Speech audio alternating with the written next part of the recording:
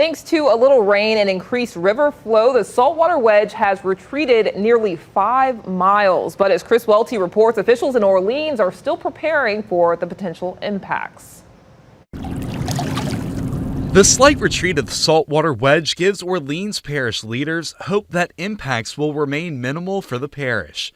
The Sewage and Water Board is still moving forward with gathering bids and fine-tuning mitigation measures for the east and west banks. If we had to pull the trigger on an emergency procurement within a week, we would still have well more than 30 days if there was an impact, given that November 23rd is the West Bank timeline, and then our East Bank locations are like a week to a week and a half after that. The West Bank plant treats about 15 million gallons of water a day.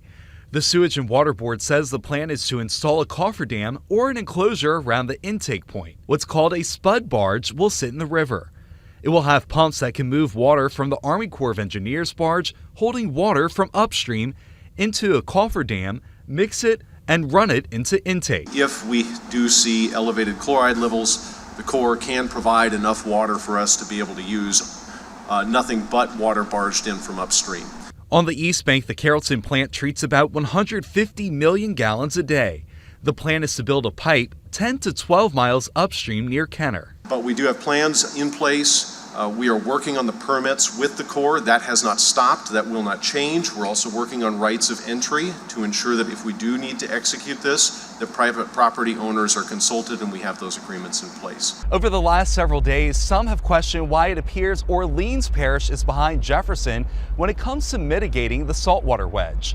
Orleans Parish officials say ultimately they're taking a different approach. It's a large number of pumps and pipes. There just isn't enough geographic space there at the toe of the levee, as well as that amount of pipe. I mean, it's hundreds of miles of that lay flat pipe that you would need. So a single 48-inch conduit really is the best option for us from an engineering perspective. Although leaders agree it's important to take a regional approach, some disagree on what the long-term solution is. Yeah, you're pretty much down to desalination in order to effectively have a long-term solution. Is putting in place a large desalination plant at Sewage and Water Board or reverse osmosis. From what I understand, that the amount of power generation that would be necessary and the overall cost to operate it and its carbon footprint is not necessarily what is most viable for us. Currently, Sewage and Water Board customers will not experience a rate increase. The board says a long-term solution could require an increase to infrastructure funding. Unless we have a larger national holistic solution, in addition to what we can do locally, we're going to have to go beg Congress every couple of years to move our pipe. The Sewage and Water Board continues to test water daily and will monitor any corrosion impacts the saltwater wedge might cause. Chris Welty, Fox 8 Local First. The Army Corps of Engineers is continuing to look at data daily and is expected to provide an updated saltwater wedge timeline, and that's happening on Thursday.